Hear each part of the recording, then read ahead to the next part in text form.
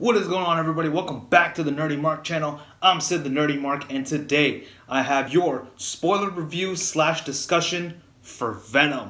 What the hell are you? We are Venom.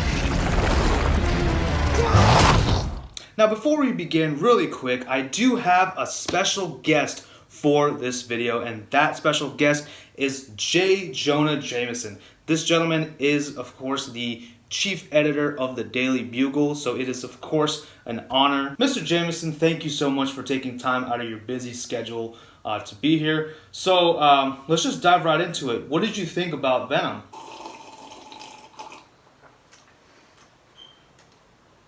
Steaks. All right, sure. I respect your opinion, but may I ask why? Where are the shots of Spider-Man? Okay, I mean, well, totally understandable. I mean, Venom's origin does stem from Spider-Man's own, so I mean, I understand why you're a little bummed out that he's not in the movie, but you have to understand this is a Venom solo film, not a Spider-Man movie. Listen to me. I don't pay you for excuses. I pay you for pictures. Oh, okay, first of all, stop pounding on my table, and second of all, I don't even work for you. What are you talking about? All right, that's it. I've heard enough. You're fired. What? Come back when you have shots of that red and blue wacko.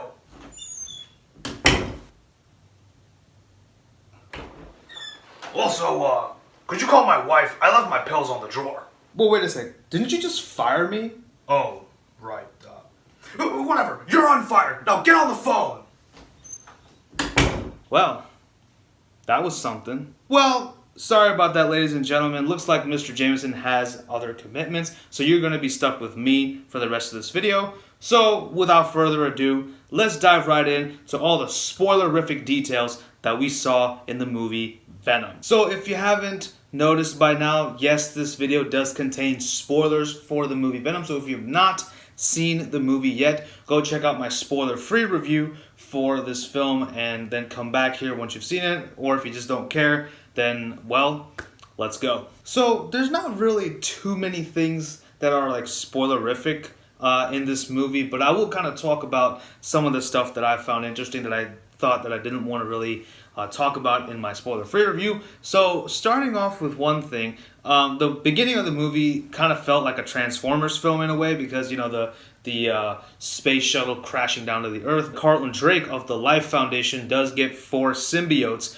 in the spaceship, and he wants to bring them back to the US, but of course one of them strays away and crashes in Malaysia. That symbiote is Riot. It goes from person to person and finds its way to Carlton Drake, who of course eventually does wear the Riot symbiote on him, which by the way just looks like a dinosaur in a way, which I don't think it's a reference, but it could be. But it kind of could be a reference to the T-Rex Venom. No, I'm kidding. It's not. I'm just messing around. But that was one big plot point that I wanted to mention is the fact that you know, in the trailers we see like a lady shooting spikes out of her back and all that stuff. That all is Riot. So Riot is the symbiote that strays off and you know, finds its way finally to Carlton Drake and merges with him. Kind of a weird way to Carlton Drake to get Riot, because I think since he's so obsessed with the symbiosis between the symbiote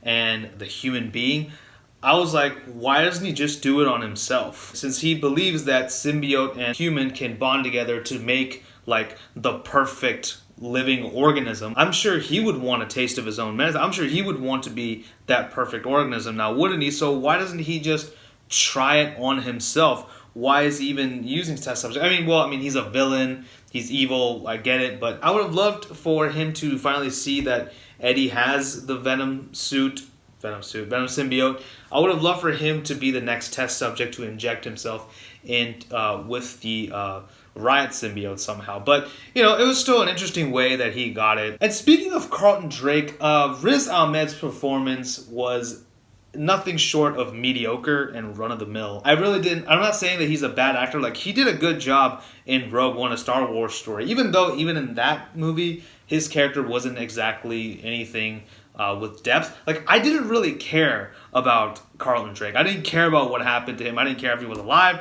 or if he died in the movie. He didn't really bring out anything that made me go, oh my god, this is a despicable villain, and I hope he burns in hell for all his sins. He kind of reminded me a little bit of Gary Vee. No disrespect to Mr. V. I actually have to credit him a lot for me starting this YouTube channel anyway, so I don't have no disrespect, Mr. Gary Vee, if you're watching this. It's just like he watched a bunch of his videos and said, okay, I'm just going to imitate that. So that was weird. Didn't really care much for his performance, but just wanted to throw that in there. And now I actually want to talk about one of the bigger spoilers in this movie. The fact that Eddie Brock does lose his suit pretty much like 20 minutes later after he gets it. So like he gets the suit, he goes back to his ex, Anne Weying, and she's of course dating a gentleman named Dan who is a doctor, and they take him to his hospital. They turn on the MRI machine, and the symbiote separates from Eddie. And then it was just like, again, like I said, 20 minutes after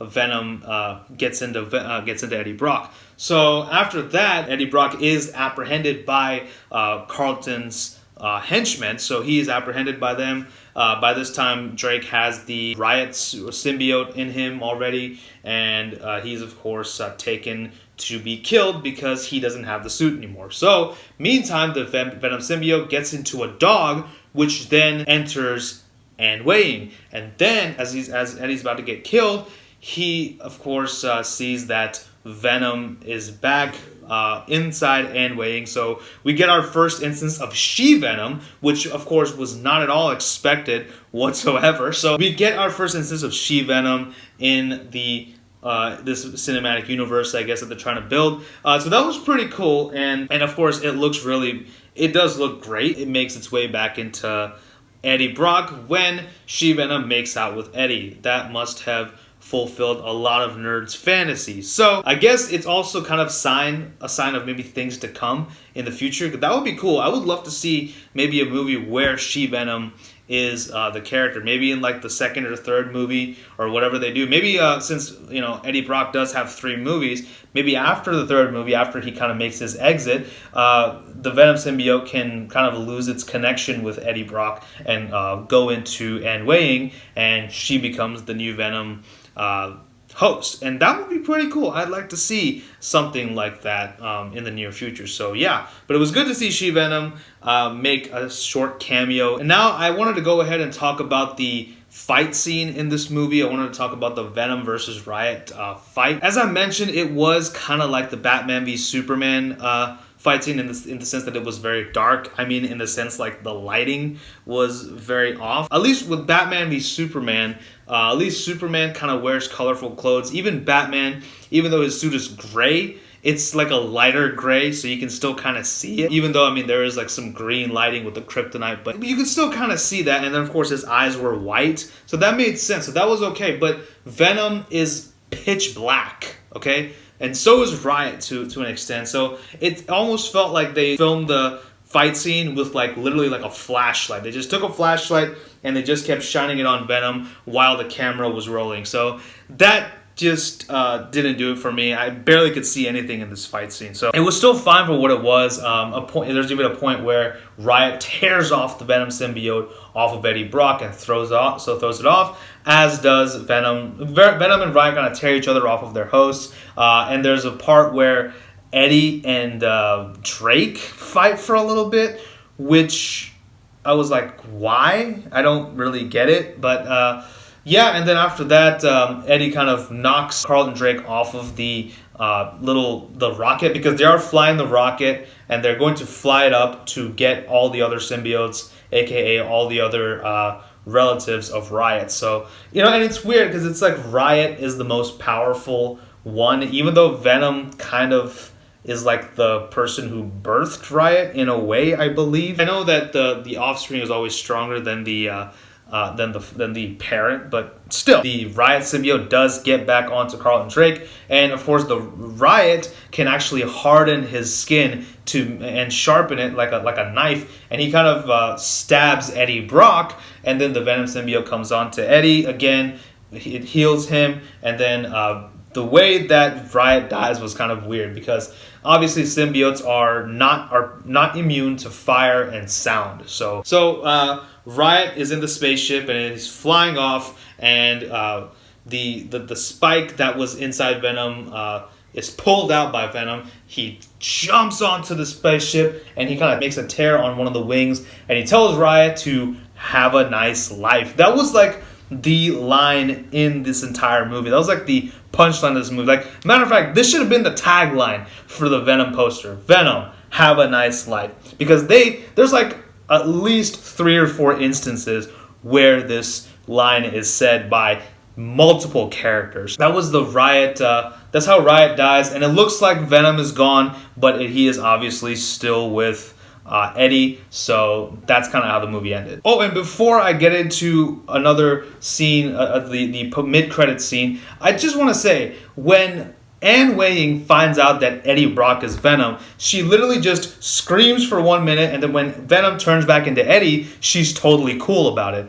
I didn't understand that, that made really no sense to me. I would probably be a little bit more apprehensive to be around you if you have a living parasite taking over your body. And now, finally, let's talk about the elephant in the room, and that is the mid-credits scene. So, after the movie's over, after he's, of course, eaten the guy who always steals from that cute little Asian lady's store, we do see that Eddie Brock is back to reporting again. Of course, he did get fired in the movie, and then, of course, now he is back to reporting. So Eddie Brock is going to San Quentin, I believe, and he meets Cletus Cassidy, played by Woody Harrelson, and he has a very weird perm. He looks like a circus clown. He, of course, is saying that he requested specifically for Eddie Brock to interview him, and Eddie says, okay, fine. He basically just says,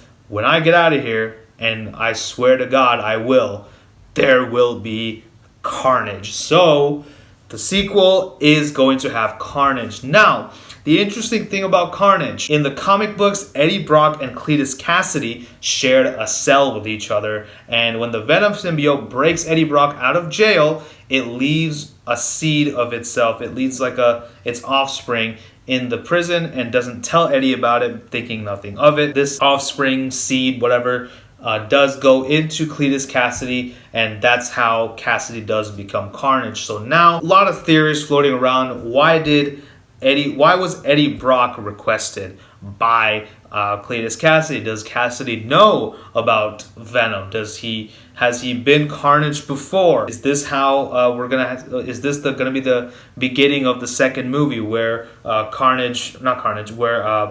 Eddie Brock goes into this prison and interviews Cletus Cassidy, and of course the Venom symbiote leaves its offspring?